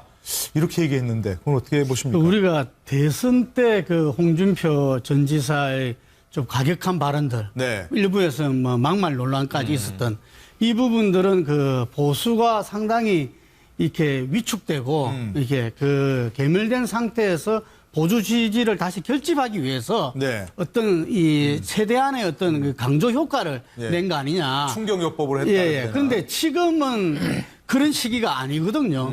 지금은 일단 이 보수 세력을 다시 좀 추스려야 되고 어떻게 말하면 지금 문재인 정부와 그 보수 세력이 서로 윈윈해야 된다. 보수와 어떤 그 진보 세력이 균형을 맞춰야 대한민국이 제대로 돌아간다. 마지막 기회를 줬단 말은 저는 동의해요. 이번 전당대회를 통해서 정말 자유한국당의 보수의 가치와 어떤 정책을 제대로 세우고 국민들과의 소통을 새롭게 해나간다면은 새로운 기회를 갖다가 가진 게 되는데 지금 말씀처럼 또한 이렇게 계속 전선을 하고 이렇게 이 분열시키고 하는 것은 이 옳지 못하다. 지금 현재 보수들이 어떤 그런 대선 때처럼 지지 멸렬한 가운데에서 결집해야 될 시기가 아니라는 거죠. 그런 점에서 상당히 좀 이렇게 우려된다. 하지만 한 가지 분명한 거는 지금 그 친박이 정치적 결집이 지금 이제 현저히 떨어졌어요. 그렇기 때문에 본래는 홍대 비용이다. 그 비용이 어떤 친박이 서로 결집된 후보가 나오지 않겠나. 그런데 지금 그런 움직임은 없습니다. 그렇기 때문에 친박들은 최고위원을 통해서 어떤 그 지도부에 입성을 하려고 그러고 지금 그 대표 선거하고 최고위원 선거 따로 하거든요. 이 자유한국당은. 그 대표 선거에서는 원유철이라든지 신상진 후보 어느 누구도 뭐 친박을 대표한다 말할 수는 없거든요. 그렇다 보니까 지금 저렇게 세게 이야기를 하시는데 이 제대로 된 어떤 보수의 가치가 노선 이렇게 정책을 이야기해야 되지 않나 염려됩니다. 자, 오늘 이제 아까 저희 화면에 저런 말 써도 되나요? 모두까기 흔히 하긴 합니다만은 하여튼 두루두루 다 비난했다 그런 얘기인데 첫 번째 비난 대상이 역시 친박 세력입니다. 그렇죠? 친박 패당 정부라고 한 표현은 그거는 제가 보기에는 뭐 일리가 있는 지적이죠. 그 국정 파탄 세력과 결별하지 않고는 살아날 길이 없다. 이런 얘기 되었습니다. 가능할까요? 친박 청산? 말은 쉽죠. 말은 쉬운데 그게 친박이 어떻게 보면은 숫자적으로 다수인데 그게 얼마나 할 수 있겠습니까? 그러니까 지난번에 대선에서도 물론 뭐 표를 상당히 얻긴 했지만은 친박 을 어떻게 보면 어정쩡하게 껴안는 자세로 또 선거를 했거든요. 탄핵에 대해서도 어떻게 보면은 극렬하게 반대하면서 했는데 그거를 친박 패당 정부라는 표현은 맞는데 거기에 대해서는 완전한 자기 노선을 분명하게 안 한 거예요.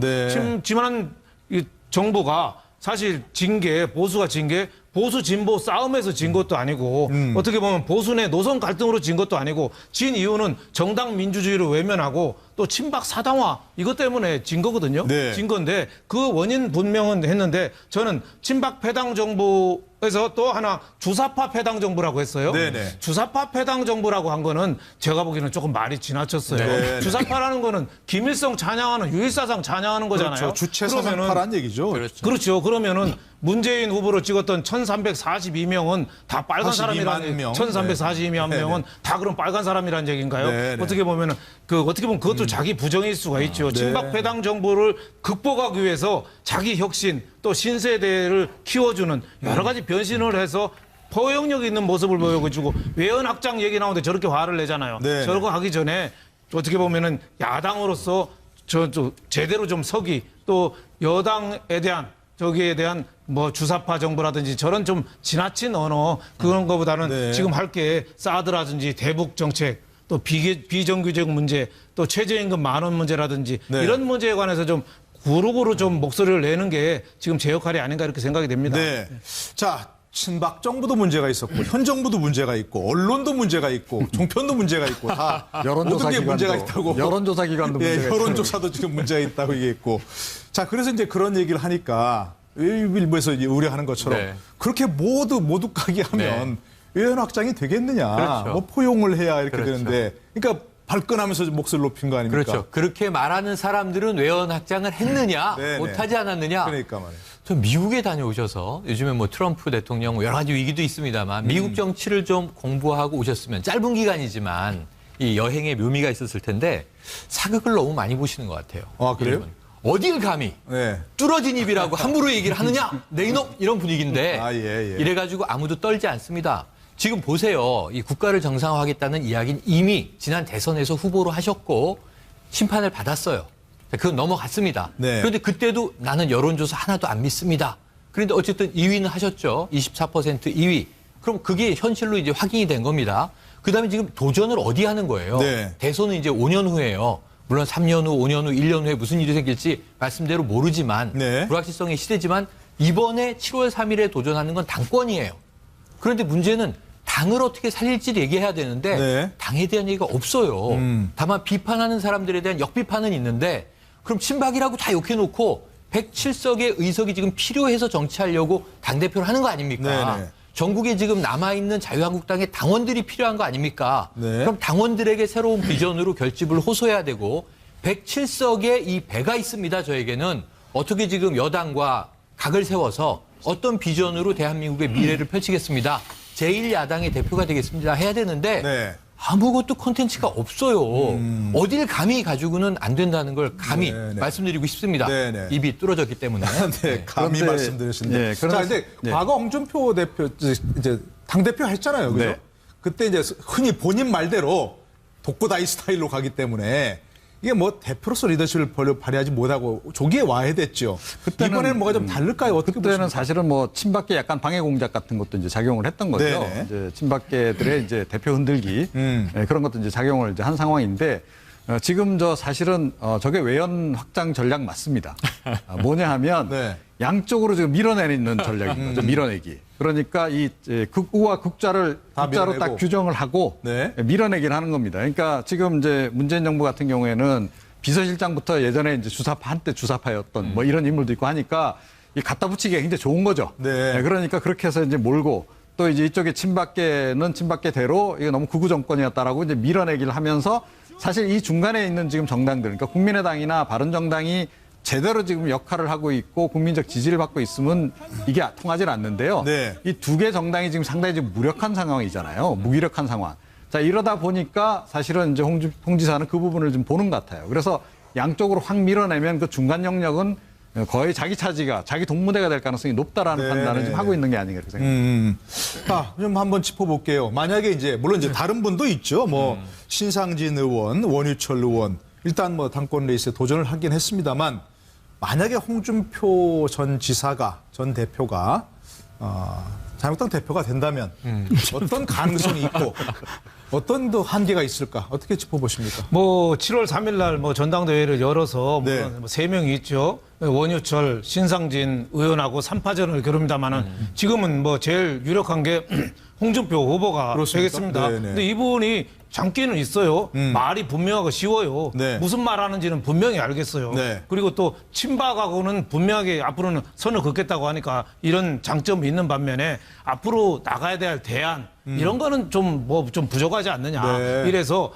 지금 여당이 새로운 조각하고 좀 나가는 데 있어서 당분간은 홍준표 후보가 대표가 돼도 극렬한 좀 반발 뭐 이런 좀 그래서 좀 대화의 여지는 좀 작지 않느냐 그래서 예. 문재인 후보가 지난번에 대통령이 41%가 되고 홍준표 후보가 24% 득표 얻었잖아요. 그렇죠. 그런데 그것때의 그 감정에서 좀 벗어나지 못하고 네. 대선 전에 그 열기가 네. 7월 3일 이후에도 좀 계속 지속돼서 네. 지금 협치가 지속되기는 지금 문 대통령도 국민과 대화하겠다고 그러고 홍준표 후보도 지금 유력시 되지만은 네. 국민 쪽에 바라보지 그 친박 패당, 주사파 패당 마구 모두 가기를 하는 형편이니까 좀 협치나 대화를 당분간 기대하기는 좀 어렵지 않느냐 이렇게 생각이 듭니다. 예. 자, 뭐 일단 3파전인데 원유철, 신상진, 홍준표.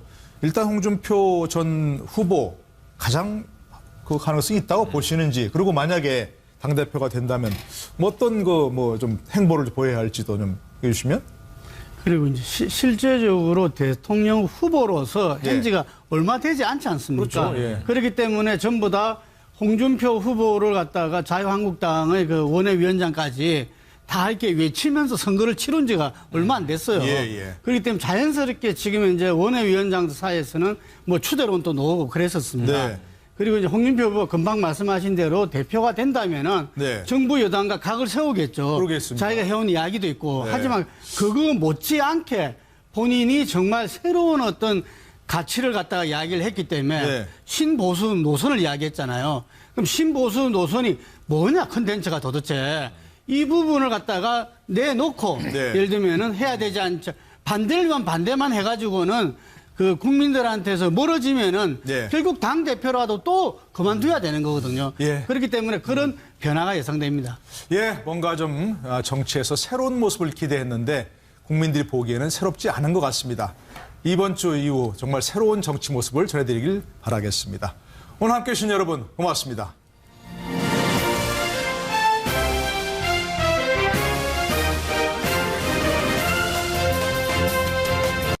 국민의당은 채택 자체를 반대한 건 아니에요. 예. 그러니까 한 보고서 채택 단정하는 거 보고서는 채택하자 이런 의견이었는데 강경화 외교부 장관에 대해서는 야 3당이 공이 다 일제히 채택에 반대를 했습니다. 네. 그래서 문재인 대통령이 어제 밤까지 좀 채택 그 결과를 좀 송부해 달라 그랬는데 어제까지 야 3당이 반대해서 결과가 없었죠. 네. 없으니까 오늘 뭐 강행을 한 건데 제가 보니까 강행이라는 말보다도 어떻게 보면 앵커님 말씀대로 정면 돌파가 맞지 않느냐. 네. 강행이라고 하지만 뭐 탈법이나 위법은 아니고 그렇죠. 다만 제일 좋은 네. 거는 채택서를 송부받아서 임명하는 게 제일 좋은데 그쪽에서 안 오니 이건 탈법이나 위법은 아니거든요. 네. 대통령이 그 채택서 관계없이 임명을 할 수 있으니까 어떻게 보면 정면 돌파다 뭐 이런 생각이 드는데 다만 예. 하나 문제가 되는 거는 야당에서 협치의 기준을 이 강경화 외교부 장관의 선임에 임명에 두었는데 그거를 이제 정면으로 어긋나는 결과가 나오기 때문에 네. 야당에서 앞으로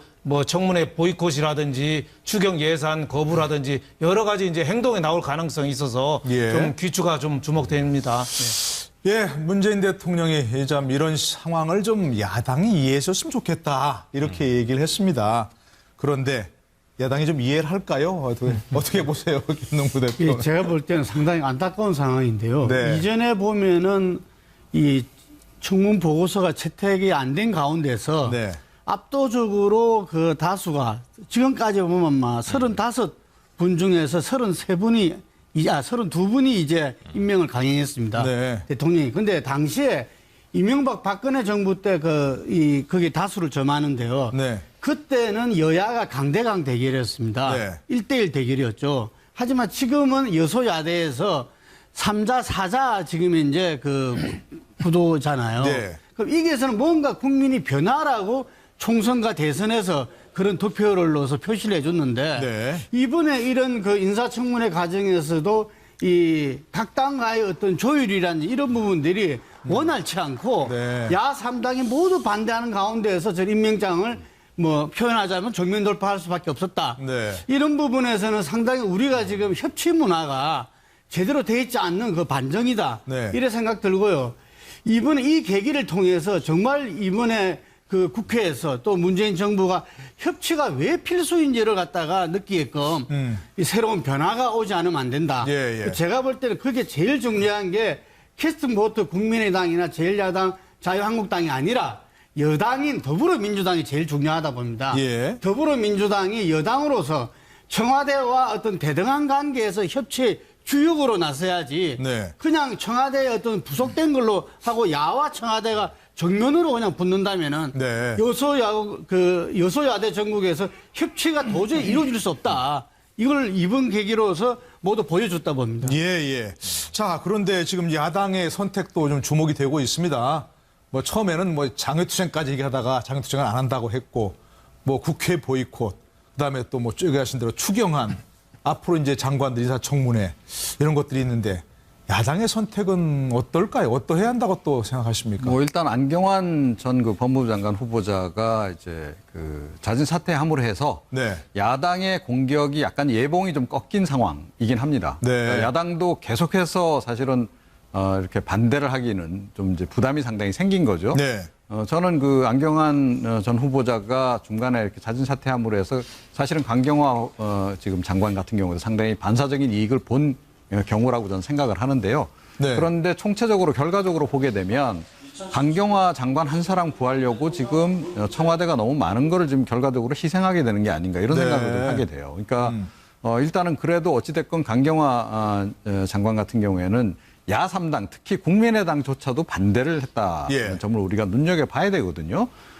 지금 뭐 문재인 대통령은 아이고 뭐 이쪽 야당 사람들이 잘못 알았구나라고 생각할 정도로 열심히 일해달라고 이제 얘기를 했는데 네. 사실은 야3당이 바로 그 생각을 한 거거든요. 나중에 문재인 대통령이 이렇게 뽑아놓고라도 아이고 이거 참 잘못 알았구나라고 나중에 후회할 걸 그걸 먼저 걱정을 해서 사실은 야3당이 반대를 한 거란 말입니다. 네. 그리고 나름의 근거가 없이 뭐 한 것처럼 그렇게 지금 자꾸 얘기를 하는데 나름은 근거를 가지고 야3당이 입을 모아서 또 지적을 했던 부분이 있고요. 이제 어떻게 수행을 할지 지켜보긴 해야 되겠으나 만약에 기대에 미치지 못한다라고 한다면 결과적으로 강경화 장관 한 사람으로 인해서 여러 가지를 좀 손해보게 되는. 심지어 추경안조차도 앞으로 지금 이렇게 되면 굉장히 불투명해지는 그런 상황이다 이렇게 생각합니다. 네. 자, 문재인 대통령은 또 이제부터는 정말 능력을 보여주셔야 된다. 네. 그래서 야당이 아이고 잘못 알았구나. 이렇게 할 정도로 보여주셔야 한다는데 결국 이제 뭐 앞으로 남은 한미 정상회담이라든지 그렇죠. 이것도 뭐야 정상회담으로서 끝나는 게 네. 아니고 뭔가 굉장히 큰 성과를 좀 보인다든가 뭐 해야 되는데 지금 이제 이종훈 평론가 얘기하신 것처럼 아이고 잘못 알았구나를 누가 얘기할 건지 이게 참 민정수석에 대한 책임론은 이 한층 거세질 것이라고 예상을 합니다. 왜냐하면은 지금 그 강경화 지금 외교부 장관 임명을 가지고서 야3당이 결사 반대를 했지 않습니까? 이걸 하면 협치가 깨진다. 나는까지 이 여당 원내대표를 불러가지고 청와대 전달해달라. 이렇게까지 했는데 결국은 임명 강행, 정면 돌파를 했다는 이야기죠. 그랬을 때 야당이 할 수 있는 게 처음 생각해 볼 수 있는 게 일단 국회 일정 보이콧입니다. 그러니까요. 그런데 지금 이걸 하기가 상당히 어려워요. 각 당마다 처지가 조금씩 다르지만 크게는 새 정부 출범 초기에 이 국회를 갖다 보이콧한다는 것은 오히려 국민들로부터 비난을 받을 가능성이 농후하다. 역풍이 불 수가 있겠죠. 그래서 굉장히 조심스러울 수밖에 없습니다. 그렇기 때문에 그러면은 그렇다고 가만히 있을 수도 없는 거고 그래서 운영위원장을 갖다가 야당이 쥐고 있으니까 민정수석과 인사수석 즉 이번에 인사 검증팀을 갖다가 책임 추궁을 하는 것이 그것이 지금 야당이 할 수 있는 가장 현실적이지 않느냐. 그래서 아마 조국 민정수석한테는 사퇴 요구까지 나가린다 이래 봅니다. 자 어쨌든 뭐 노무현 정부에도 그렇고 현 정부에도 그렇고 뭔가 항상 시스템적인 그런 운영이 필요하다 얘기 많이 나왔었습니다. 근데 아까 이종훈 평론 잠깐 얘기하셨지만 인사추천위원회가 진작 가동됐어야지 않느냐 하는 생각이 드는데 이제부터 가동하겠다. 뭐 늦었지만 다행이라고 할 수 있는데 진작 이렇게 뭐 어떤 체계적인 그런 시스템이 가동이 됐어야지 않을까요? 그렇죠. 진작에 시스템이 가동돼서 사람에 의한 것보다도 시스템에 의해서 좀 했어야 되는데 제가 보기에는 이 안경환 법무부 장관 검증 소홀도 국회에 넘긴 서류에는 비밀 결혼 얘기가 있었는데 그거를 안 물어봤다잖아요. 그러니까 검증을 처삼촌 벌초하듯이 한 거예요. 대충. 그 이유가 뭐겠어요? 대통령이 딱딱 찍으니까 거기에 대해서 이의제기가 없었던 거죠. 지금 문제된 게 대통령이 한 사람 한 사람 선임한 거를 우리가 어떻게 검증하느냐 이런 어떻게 보면은 심리가 컸던 거거든요. 그래서 어떻게 보면은 2005년에 그 노무현 대통령 때는 이기준 부총리가 낙마하니까 그때 인사수석하고 정무수석이 그만뒀습니다.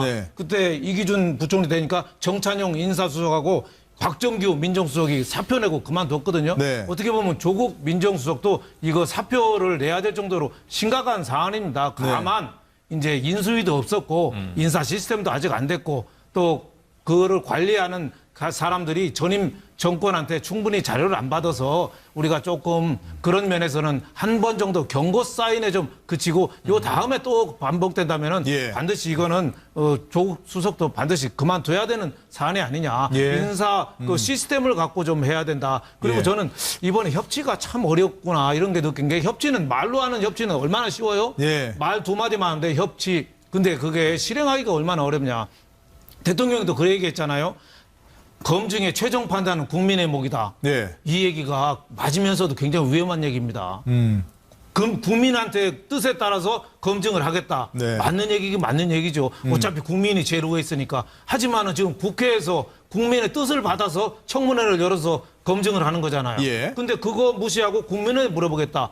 이거가 협치에 굉장히 위험한 시그널이 돼 있고 또 하나는 대통령이 과거 정부보다 훨씬 높은 검증 기준을 적용하는데 야당이 반대해서 안타깝다. 이런 얘기했거든요. 근데 훨씬 높은 검증 기준이 지금 그게 돼서 이겁니까? 제가 보기엔 여기 대해서도 좀 반성할 부분이 많다고 봐요. 저는 외교부 장관 임명한 거는 전 찬성하지만 외교부 장관이 정동 아파트에 그때 이화여고랑 해서 15년간 25명이 온 거는 이거는 그냥 위장 전입이 아니라 부정 입학입니다. 제2의 정유라 사건이에요. 이거 임명은 임명이고 이거는 저는 철저히 조사해야 된다고 봐요. 김상조 위원장도 저는 임명에 찬성했지만 그분의 그 현금만 쓴 거라든지 부인이 그 학원 원장 하면서 그 강남의 학원 현금 받잖아요. 현금 받아서 그 세금 안 내고 한 거 이런 것도 하나 임명은 임명이고 조사는 앞으로도 철저히 더 해야 된다고 봐요. 알겠습니다. 네, 뭐 당신의 능력을 보여주세요 이런 말이 있는데 문재인 대통령이 그렇게 얘기하셨죠. 이제 강경화 외교부 장관이 임명됐으니까 여러 가지 논란을 뒤로 하고 정말 능력 있는 외교부 장관이 되기를 중심으로 바람하지 않습니다. 근데 지금 얘기한 것처럼 자 청와대 이제 더 이상 인수위 없이 출범해서 이렇게 됐다 하는 말을 할 수 있는 시기가 아니라고 생각이 됩니다. 시스템적으로 움직여야 되는데 자 그런데 지금 청문회를 앞두고 있는 여러 장관 후보자들도 만만치 않은 의혹들이 지금 얘기가 나오고 있습니다. 자 먼저 조대엽 고용노동부 장관 후보자 의혹이 나오고 있습니다. 어떤 의혹들인지 좀 얘기 좀 해주실까요? 최영일 여자. 네, 우선 뭐 여러 가지가 있는데요. 가장 논란이 크게 되고 있는 것은 만취 음주운전입니다. 이건 본인도 인정했어요. 이게 만취 상태에서 음주운전을 했고 0.1% 혈중알 콜. 그러면 이제 면허 취소가 된 거죠. 바로 면허 취소가 됐습니다. 그런데 이제 문제는 자 그럼 음주운전 전력은 5대 인사를 제대로 검증하지 못한 것, 이런 인사 검증의 총체적 부실 책임을 지고 사퇴해야 합니다. 이와 관련해서는 국회 운영위에서 책임을 따질 것입니다. 이번 사태로 인해 청와대 인사 검증 시스템뿐만 아니라 코드 인사의 문제점이 확연히 드러났습니다. 야당이 청문회 자료를 통해 인지할 수 있었던 안 후보자의 문제점을 조국 민정수석이 몰랐다고 보기는 어렵습니다. 이러한 문제점을 알고도 무시하거나 가볍게 넘긴 것은 지지율만을 내세우며 코드만 따지던 인사가 국민의 지지를 얻을 것이라는 오만과 착각에 기인한 것입니다. 자, 화면 보였습니다만은 인사 문제에 대해서 대통령과 야당의 시각이 얼마나 다른지를 알 수가 있습니다. 뭐 안경환 이제 전 법무장관 후보자겠죠. 낙마를 비롯해서 여러 가지 야당이 문제를 삼고 있는데, 자, 뭐 이제 이종훈 평론가께서 좀 얘기를 해주시면 이런 문제에 있어서 조국 민정수석이 책임을 져야 됩니까? 아니면 지금 일부 정부 여당의 시각처럼 이건 과도한 정치 공세라고 그렇게 판단이 되십니까? 그 부분도 결국 이제 중대성으로 이제 판단 내릴 수밖에 없죠. 그런데 사실은 이제 안경환 이제 전 후보자 같은 경우에는 그러니까 검증이 아주 가장 기본적인 검증도 좀 안 된 그런 것이 지금 드러나고 있는 거 아닙니까? 법률 기록조차도 제대로 확인을 안 했다라는 얘기나 다름없기 때문에 사실은 이 정도 되면 보통은 이제 통상적인 경우는 민정수석이 사표를 내는 게 맞습니다. 그런데 뭐 내부적으로 지금 어떻게 진행되고 있는지는 모르겠어요. 그런데 오늘 이 부분과 관련해서 문재인 대통령이 이제 강경화 이제 장관 임명장을 주는 자리에서 약간 언급을 했더라고요. 그러니까 약간 좀 그 미숙한 점이 있었다는 점을 다시 한번 자인을 했어요. 뭐라고 얘기를 했냐면, 그러니까 너무 목표 의식이 앞서다 보니, 그러니까 약간의 그러니까 검증이 좀 안이해진 측면이 있었던 것 같다라고 좀 이야기를 했습니다. 네네. 그러니까 그와 더불어서 지금 인사추천위원회를 이제 가동을 본격적으로 하겠다라고 얘기를 했거든요. 네. 그동안 인사청문, 그러니까 인사추천위원회를 가동하지 않고 해왔다는 겁니다. 그러니까 인사추천위원회는 뭐냐면 비서실장 중심으로 해서 이제 관련되는 이제 핵심 수석들, 민정수석까지 포함해서 모여서 이제 정무적인 판단도 하고 그리고 이제 민정수석 한 사람만으로는 이게 판단이 제대로 안 될 경우가 좀 있잖아요. 네네. 판단에 좀 완벽성을 기하기 위해서 이제 인사추천위원회를 노무현 전 정권 시절에도 이미 이제 그걸 운영을 했었거든요. 네네. 근데 그걸 이제서야 가동한다는 겁니다. 어찌됐건 가동을 하게 되는 것이 이제 다행스럽긴 한데 그걸 가동한다는 것 자체가 의미하는 바가 뭐냐 하면 네. 사실은 그동안은 조국 민정수석에게 거의 100% 그러니까 맡긴 그런 상황이 아니었는가라고 우리가 이제 추정을 해볼 수밖에 없는 거죠. 자, 뭐 여기 아까 잠깐 우리 화면에도 나왔지만 결국 이게 조국 민정수석과 안경환 전 후보자 뭐 개인적인 인연 때문에 아마 문 대통령이 얘기하신 것처럼 뭔가 검증이 좀 소홀했던 네. 그런 부분이 있는 거 아니냐는 얘기도 나오고 있습니다. 그렇게 생각합니다. 안경환 후보, 전 후보의 경우에는 네. 조국 민정수석과의 각별한 개인적 관계가 좀 네. 작동한 게 아니냐. 그리고 또 한 가지 워낙 친하다 보면 이게 객관적이 되기가 어렵잖아요. 그래서 예를 들면 40년이 지났는데 청년 시절에 결혼 무효 판결이 있었다. 네. 그것을 뭐 법무부 장관이 돼서는 안 될 지대한 범죄로 보는 데는 지금 시각에서도 갑론을박이 있어요. 네. 전 인사청문회가 열렸다 하더라도 그것이 과연 법무부 장관 결격 사유냐 아니냐. 이것은 뭐 여야 간에 또 국민 일반 간에 치열한 논쟁이 있을 거라고 보여져요. 그런데 이제 문제는 뭐냐면 원천적인 문제는 문재인 대통령이 이미 대선 후보 시절에 5대 비리를 정하고 5대 비리 해당자는 원천 배제한다. 이것 때문에 야당은 계속 공격의 빌미를 가지고 있는 거예요. 그러니까 이것에 대한 이제 구체적인 수정이 있어야 돼요. 그래서 수정 지시를 했습니다. 수정이란 말을 쓰진 않았어요. 대통령은. 이 원칙은 지켜나가겠다. 후퇴한 것이 아니다. 오히려 천명을 했고 대신에 구체적인 기준을 마련할 필요는 있겠다. 그래서 한 번 나온 게 2005년 7월 지금의 인사청문 제도가 장관회의까지 적용된 시점 이후부터 따지자 이런 얘기를 했잖아요. 네. 위장 전입 같은 경우에. 그러니까 그런 기준이 정해지면 여야가 기준에 합의한다면 더 이상 시끄럽지 않아도 될 부분이 존재하고요. 네네. 그럼 42년 전 잘못했다. 본인이 잘못했다고 인정한다.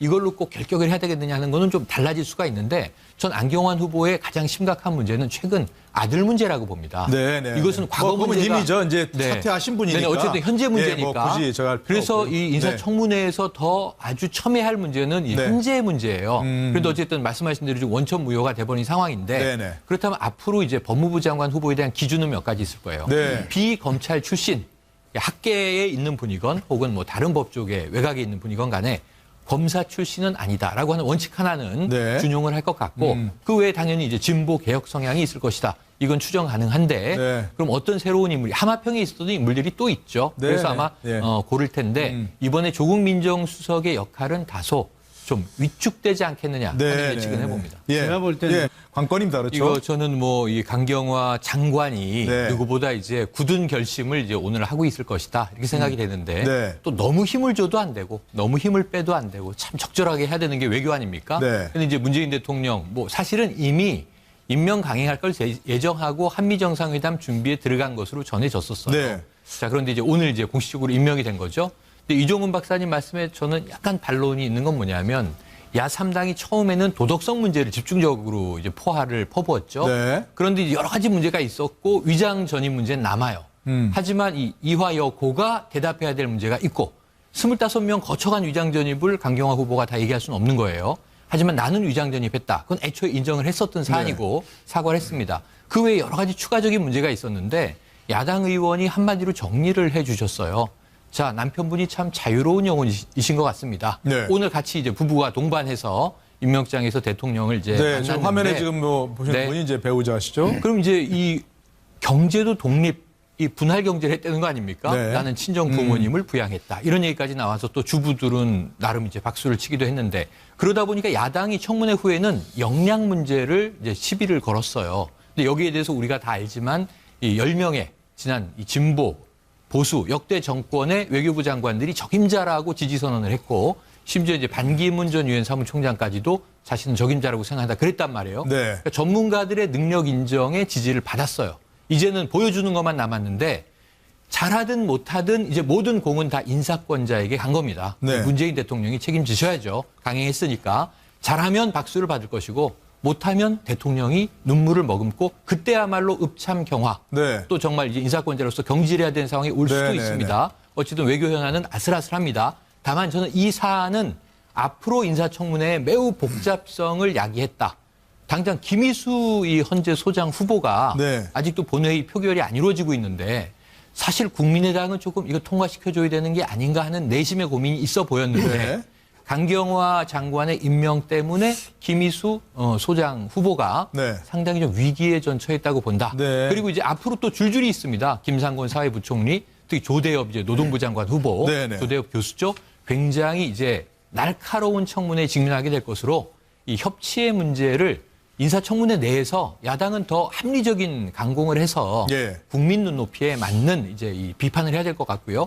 이것을 추경과 엮는다. 그것은 청와대에서 이미 추경은 추경이고 인사는 인사로 다뤄달라 이런 요청을 했는데 야당이 추경과 인사를 엮으면 또 국민들이 그것을 합리적으로 이해하는데 쉽지는 않을 것이다. 이렇게 보여집니다.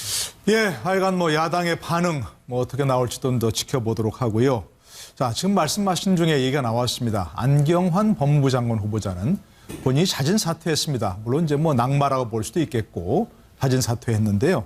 자, 그 후보자 사퇴 이후에 인사 검증 문제를 두고서 야당의 공세가 한층 거세지고 있습니다. 뭐 본인들뿐만이 아니고 그 검증을 담당하는 청와대 민정수석, 조국 민정수석 책임론이 거세지고 있는데요. 관련된 얘기 한번 좀 들으시고 돌아오셔서 얘기 나누시죠. 대통령과 야당 간의 인사에 관한 생각이 다를 수 있죠. 그런데 대통령과 야당 간의 인사에 관한 생각이 다르다 그래서 그것을 마치 무슨 선전포고라든지 또는 무슨 강행이라든지 그러면 또 뭐 이제는 또 협치는 또 더 이상 없다든지 마치 대통령과 야당 간의 인사를 놓고 뭐 승부를 겨루는 것처럼 또는 전쟁을 벌이는 것처럼 그렇게 표현들 하는 것은 참으로 온당하지 못하다고 생각하거든요. 어떤 검찰의 개혁, 그것은 뭐 국민적인 요구거든요. 그 검사 뭐 개개인들이 무슨 개혁의 대상인 것은 아닙니다. 문제가 있다면 그 중에 일부 말하자면 이 정권을 위해서 줄서게 했던 아주 극소수의 정치검사들의 이제에게 문제가 있을 뿐이고 현재 참사 수준으로 계속되고 있는 대통령의 인사 실패에서 가장 큰 원인은 청와대의 부실한 인사 검증에 있습니다. 도대체 조현옥 청와대 인사수석과 조국 민정수석은 무엇을 하는 사람들입니까? 저는 국회 운영위원장으로서 빠른 시일 내에 이 두 사람을 국회로 출석시켜서 왜 이런 인사 참사가 빚어지고 청와대의 인사 검증 시스템이 작동하기나 하는지를 따져보겠습니다. 조국 민정수석 그리고 조현옥 인사수석은 현 정부의 초기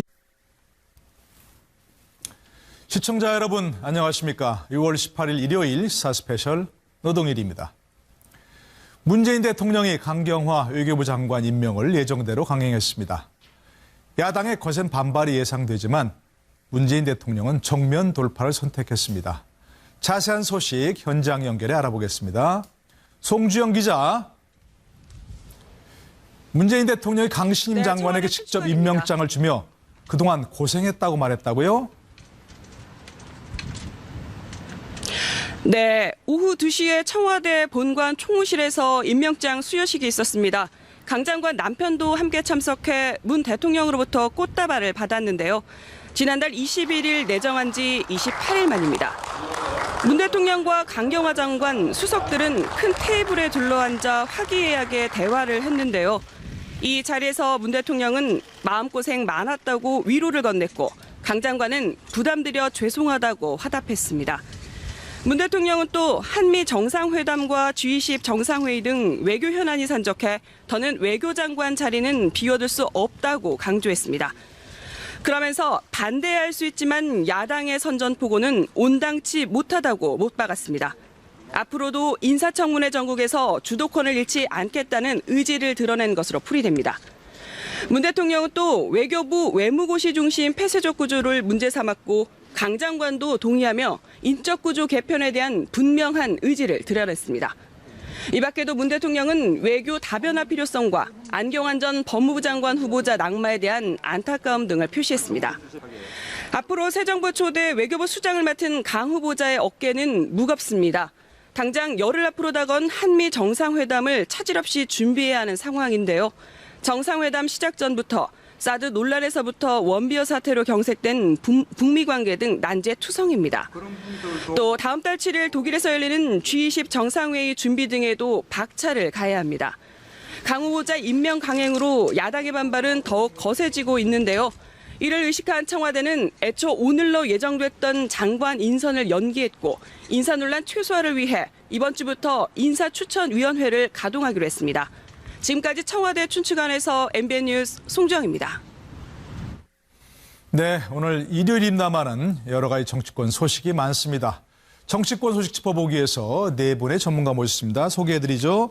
제 오른쪽에 윤영걸 전 매경닷컴 대표, 이종훈 정치평론가, 그리고 제 왼쪽에 김능구 폴리뉴스 대표, 최영일 사평론가 함께하십니다. 어서 오십시오. 네, 안녕하세요. 반갑습니다. 네, 강경화 외교부 장관, 이제 후보자가 아니고 장관이 되었습니다. 우리 70년 역사상 첫 번째 여성 외교부 장관이 됐는데요. 오늘 그 내용 먼저 보시고 돌아오시겠습니다. 임명장 강경화 국무위원회 임명 외교부 장관에 대한 2017년 6월 16일 대통령 문재인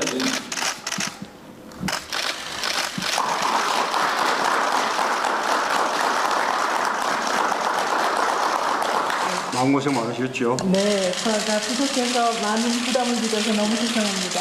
아마 인사청문 절차가 이렇게 힘들 줄은 아마 모르셨을 겁니다. 예, 모르고 시작했습니다. 국회에서 인사청문 경과 보고서가 되지 않는 상태에서 임명을 하게 돼서 좀 유감입니다. 그런데 지금 우리 상황이 뭐 한미 정상회담이 코앞에 닥쳐왔고 또 바로 이어서 G20 또 회의가 있는데 G20 회의 전으로도 또 여러 정상들과 회담이 쭉 연쇄적으로 하게 돼 있기 때문에 외교부 장관 자리를 더 이렇게 비워둘 수가 없는 그런 상황입니다. 아마 이런 상황에 대해서는 저는 야당에서도 널리 이해해 줄 것이라고 그렇게 믿습니다. 뭐 이제는 정말 능력으로 이제 보여주셔야 됩니다. 네, 외교안보 상황이 또 어느 때보다도 엄중하고 또 복잡하고 어려운 외교 현안들이 많이 쌓여 있는데 그 중책을 저한테 맡기시는 그 신임 너무 감사하고 영광입니다. 네, 뭐 말씀하신 대로 보신 대로 야당의 반대가 극심했습니다. 지금도 반대하고 있고요. 그런데 이렇게 임명할 수밖에 없는 뭐 이유가 있겠죠. 역시 한미 정상회담 앞두고 또 바로 G20이 있는데 외교부 장관 비워놓고 할 수는 없는 거 아니겠습니까? 그렇죠. 그런 네. 면에서 뭐 어쩔 수 없는 선택 아니냐, 뭐 좀 이해해 줄 수 있는 측면이 있는 거 아니냐가 이런 생각이 듭니다. 예. 근데 이제 공정거래위원장했던 김상조 위원장하고는 조금 결이 다릅니다. 김상조 위원장은 한국 자유한국당은 아예 반대를 했고 바른정당이나